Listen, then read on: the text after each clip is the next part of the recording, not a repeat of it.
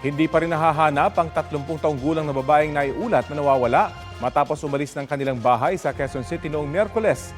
Ayon sa kanyang fiancé, nagpaalam lang na bibili ng bridal shoes ng babae para sa kanila sanang kasal. Balita hatid ni Dano Tingkungko. December 14, ikakasal dapat ang 31 anyos sa si Mark R.J. Reyes at ang 30 anyos niyang fiancé na si Shera De Juan. Pero ang tanging hawak ni Mark, ang inarkilang bestidang pangkasal ni Shera na Miyerkules pa nawawala. Nag-message siya sa akin parang 12 p.m. po yun, sir, na dumating na yung kanyang wedding gown and yung other accessories po namin, sir.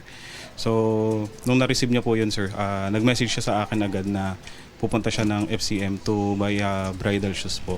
Iiwan daw niya yung cellphone niya, pupunta na siya ng FCM. I-charge niya lang po sandali. Pag-uwi ni Mark bandang alas 5 ng hapon, wala si Shera sa bahay. Nag-alala siya makalipas ang kalahating oras dahil hindi raw ugali ni Shera na hindi magparamdam ng ganong katagal. Niretrace nila ang mga pinuntahan ni Shera. Sa mall, wala silang makuhang CCTV video dahil under maintenance daw.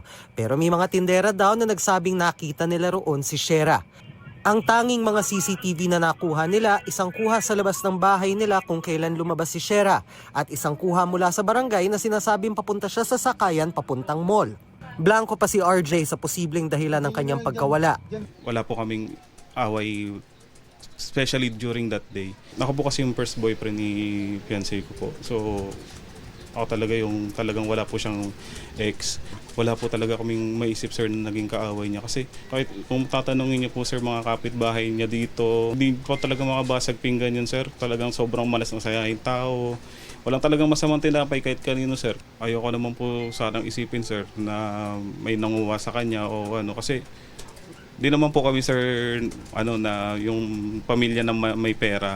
Simula Miyerkules, nakikipag-ugnayan na si RJ at pamilya niya sa QCPD Station 5 Women and Children's Concern Section kung saan nila itinurn over ang cellphone ni Shera. Nagpahabili ng pulisya na wala munang pahayag na ilalabas sa puntong ito. Mahal ko.